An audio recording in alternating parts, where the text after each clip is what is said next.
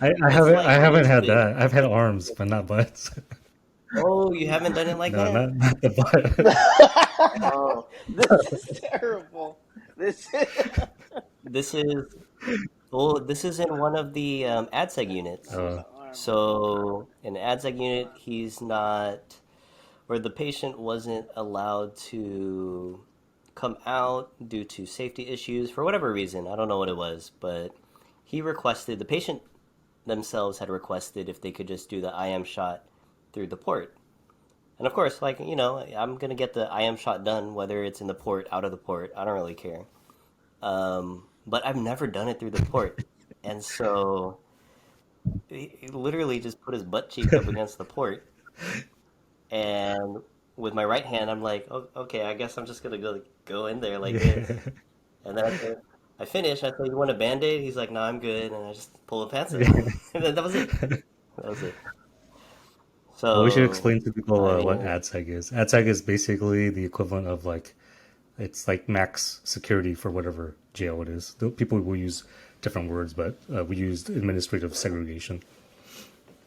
that is true. That is for people that typically don't play nice, or maybe I think they reserve it for gang members and people that need to be separated for whatever reason. Yeah, or like super dangerous guys, Oh yeah, that or too. Yeah, really super really dangerous. serious crimes, Yeah, that too. Crimes. Or famous or people. famous people Sometimes too. famous people go in Crimes Yep. where they can there. get hurt from Yes. Oh those yes, type of yes, yes. Very serious yeah. crimes for sure. So yeah, anytime you guys hear ad seg, it's gonna mean administrative segregation.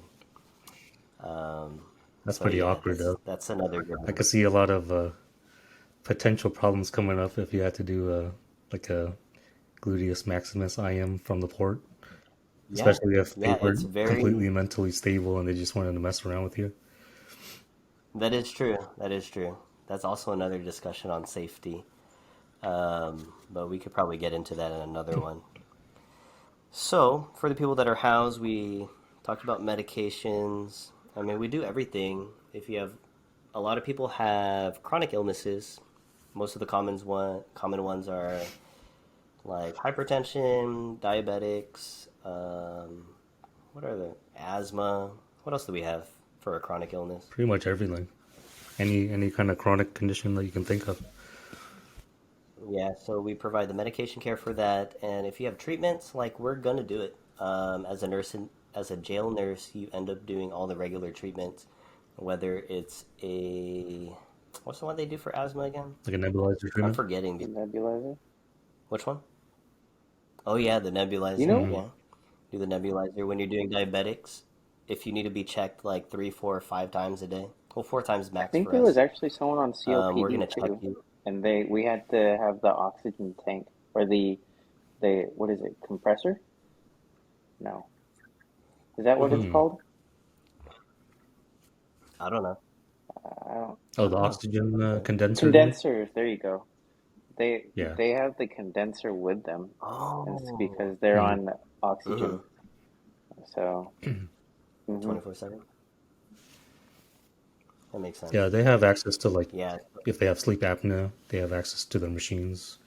Oh, I think we might have. Oh, sorry. yeah, they'll have access to their sleep apnea machines. Hmm So they still get pretty much, or we try to provide them whatever medical care that they need if they hmm wish to have that. So, I mean, if they do it outside, they're going to continue it on the inside with us anyway.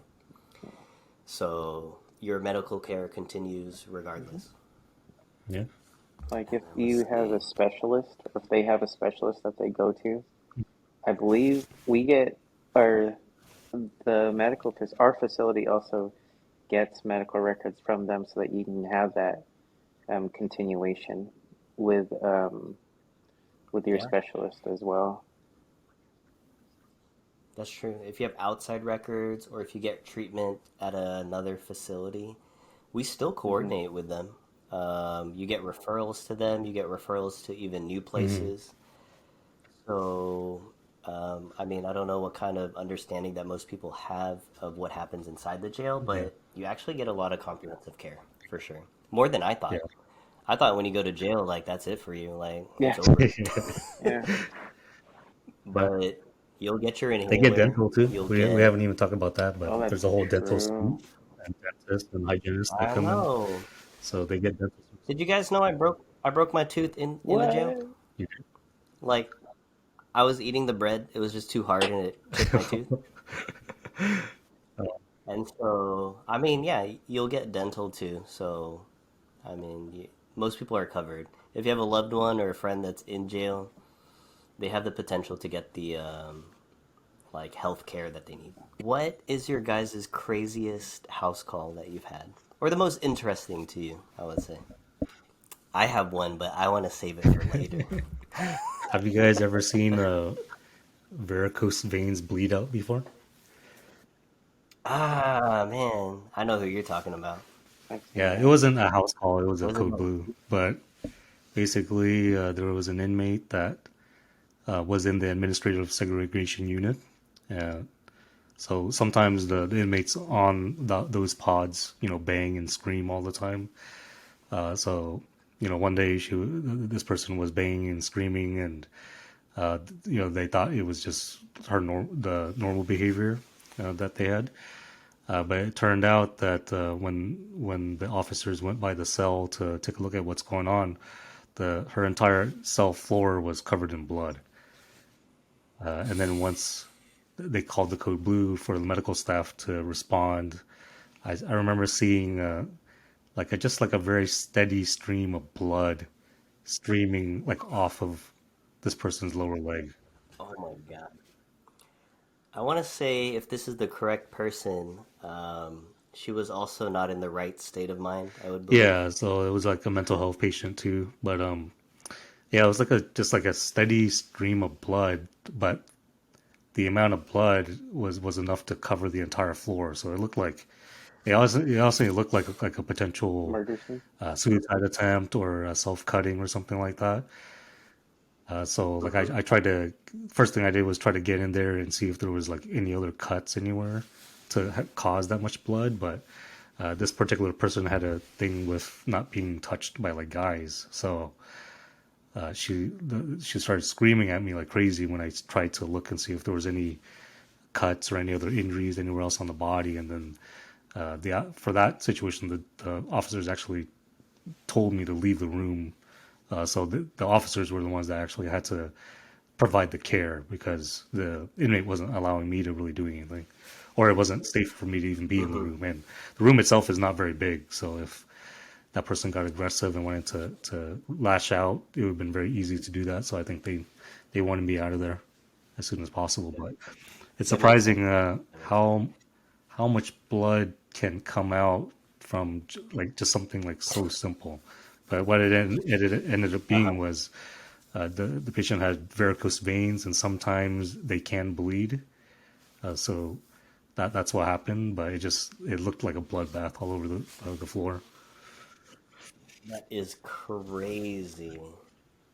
So, just to add on to the code blues do happen. They are called by, they could be called by custody staff or they could be called by nurses who are on the floor as well.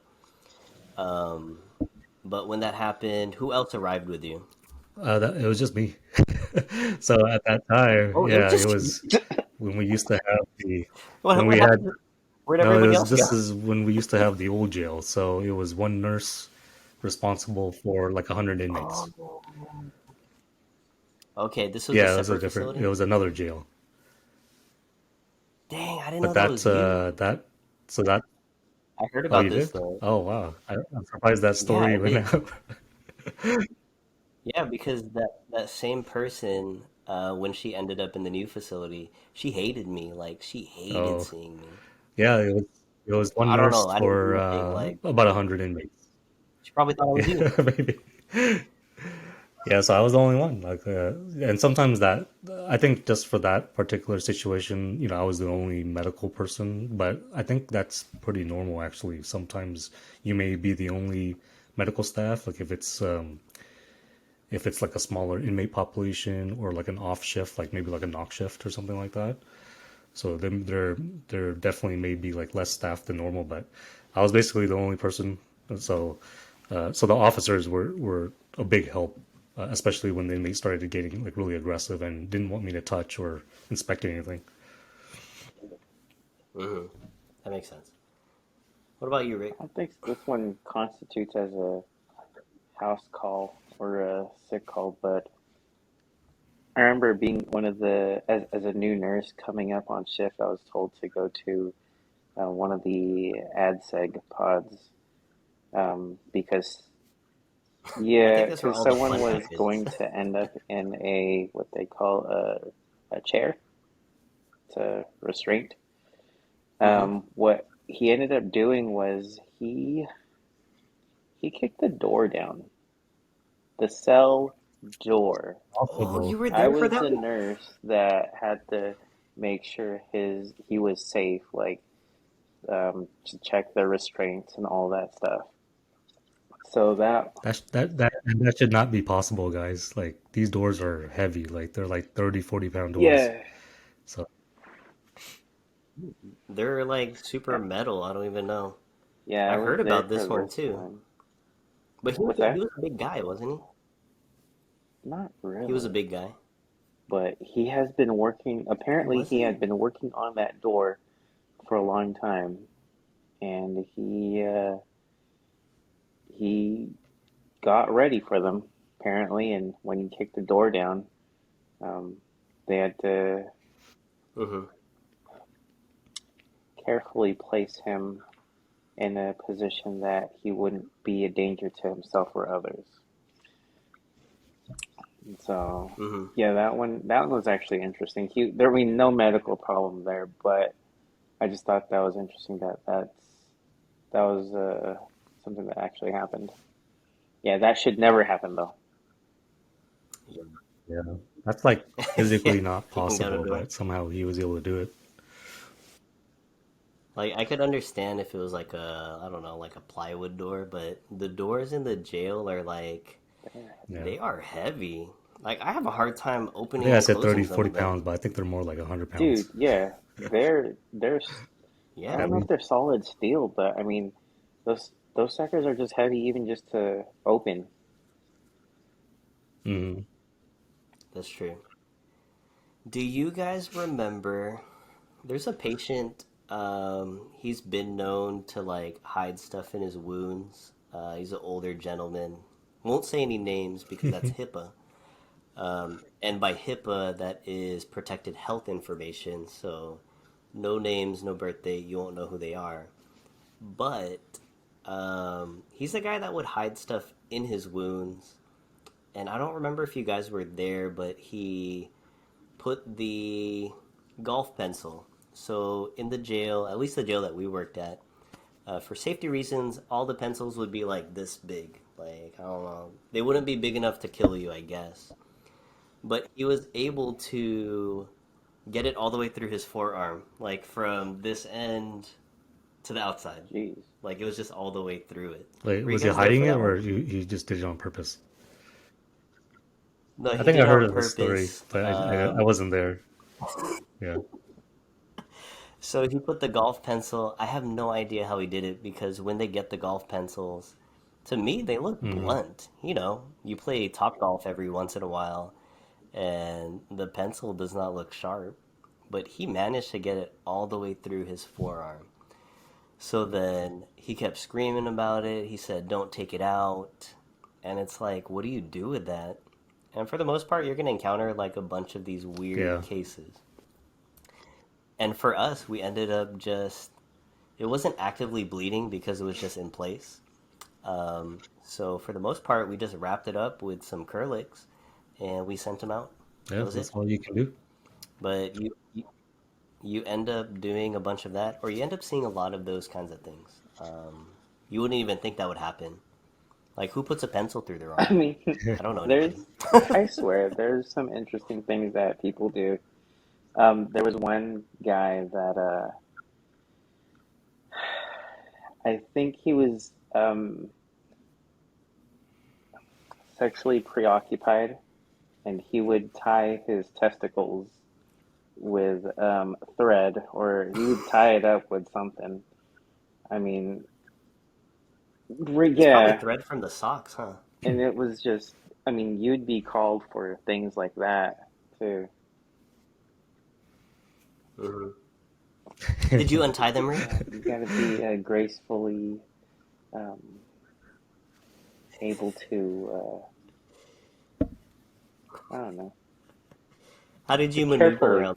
with carefully. You don't want to hurt. You don't want to hurt the guy. Yeah, well, Oh yeah, make sure there's no nicks or That is anything true. like that. So yeah, that's a good story to bring up because it reminds me of the lady that used hair to tie it around like her toes, and it got so tight that you could see the bone. whoa. Are you Yeah. serious? So it doesn't even have to be. It doesn't even Yeah, have to they be get like sock or thread or anything. People literally use their hair. they get real Hmm. creative in jail. Like You they're know real what? I think creative. I've even heard of someone trying to attempt to a suicide that way using their hair, Hmm. wrapping it around their neck and then putting it onto their door somehow. I don't know how that If works, it, but Hmm. I mean, it I was guess if it's explained to me, and when they called that code blue, or code blue for us is like any possible medical emergency. It doesn't mean that patient's going to be or in cardiac arrest or anything like that. Just any medical emergency, and they'll call us for any of those, what they deem as a medical emergency. And apparently, yeah, they were able to wrap their hair around their neck, and you just have to cut through that to keep them from suffocating. Did you give Well, I them wasn't layers there, after man. that? I wasn't there for that one. I'm just kidding. I'm just kidding. That's not funny. at least for that one, it's easy to cut through hair. Sometimes it's it's not normally it's not hair, right? It's clothes or something like that. But at least with That's hair, at true. least it cuts That's through true. like fast. Yeah. Yeah, and at least you also get a ligature knife. So most people have it either on them or like it's in our emergency box. Most places will have that as well. It's so common, which is sad to say, but at Mm. least you are prepared for it. For medical emergencies, have you Um, guys do you guys usually sink the IV in before medics get there? that's just a new thing. Before, they didn't Really? even think about using the IV, They like encouraged at us all. to do They it were like just if they sending like were the IV back in and going that's out it. anyways, Yeah. and that's actually an opportunity. Like if you're worried about your skills being up to date or not, like we were always like if somebody's having to go to the hospital anyways, they're probably gonna need an IV. So you can definitely we can always do it. But is that something that they're doing on everybody that goes out now? No, not necessarily. I mean, granted, it just depends on who's responding to it, right? And the skill level of whoever is responding to it.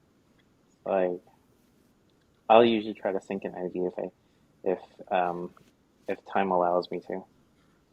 Hmm. Um, Hmm. what else? Oh, being in the jail, guys, like, do you guys ever feel like you develop the kind of like a sixth sense sometimes? Like, you already know not to be around a certain person, or you can kind of figure their energy in a sense. I know this sounds super weird, but dang, No, you're I knew there crazy, was Rick. something You're about me. crazy. I'm just kidding. I'm just kidding. No, definitely. I think that's something that you end up developing. Um, you can kind of see when situations are either escalating or certain speech or the way that somebody's presenting themselves to you might seem Hmm. ill-intentioned, I guess. But there's always ways to mitigate that risk or to reduce that risk and increase your safety at the same time. But I know what you mean. Like you could tell when somebody is gonna Yeah, do something. Yeah, once the You slippers could come definitely off. tell. once the slippers come off. Okay. Yeah, all the inmates wear Crocs, by the way. So Crocs make you run slow. So if That they're is taking true. off the Crocs, that means they want to run fast for a reason. That is true. That is true. They got nice, nice orange Crocs. Man, there is a lot of stuff that we still haven't covered. We're a little over time. I still wanted to talk about just getting out of discharge. Since you're providing care even as they leave the jail facility, Mm. and it's your Yeah, well intention yeah. to make sure, or as much as possible, you can't control what happens when they get out, but you can at least kind of provide them some education, provide them, make sure that they know. It's almost like in the hospital, you give discharge teaching, Mm. essentially, right? Yeah, that is. Yeah, We call call them. in Yeah, medications and to you the tell them which pharmacy, pharmacy, if you their know, insurance can cover it, really. great. If they can't, usually we have a pharmacy that would actually provide them with at least a 2 week supply for free. Mm. Mhm. Yeah, for free. So, I mean, even if you're leaving all of a sudden, we'll call in your prescription. We'll call in that prescription so that you'll have something ready to pick up. And if you have any actual physical meds with us, like that's going to go with you with the prescription. For the We used most part, to it'll go with you. actually just give the meds to them, like when if we have them on hand Yeah, in the proper packaging, we can literally just hand over a good supply of meds to them too. that is true. Granted, when I leave at like 11 something, sometimes I see them in the Oh, garbage and really? I'm a little Yeah, I hurt. get hurt Like I'm too just a because you tiny went bit. through trouble It's just like, to make sure they got I their just stuff, right? I packed it up. I put it in a brown bag. Got your name on it with a prescription That's and bad, man. And you everything. And got it's pretty like, handwriting man, too, I just see Roland. it in the garbage right now. Yeah, that's what I'm See? saying. I practice it just for the jail. I improve my handwriting so that And they know everybody it's in the jail can legible. read it correctly. Yes, it's very legible. Yeah, yeah. So I mean, I think that's a good brief, like just a brief discussion about how somebody will go through intake. I mean, it's very scary to go into jail. I don't know who you could rely on, but at least you know that medical is covering your health portion for the most part. So you're covered there for sure. Everything else I can't comment on specifically, but you're definitely covered if people have loved ones, sons, I don't know, significant others, whatever it might be. They're covered, at least in terms of their medical needs. So not neglected. I don't know. I don't know what the current view is on that right now, but definitely they're okay. All right, guys. Well, that wraps up our episode 2 of the Trap Jail Nurse podcast. So we hope to see you next time. Later.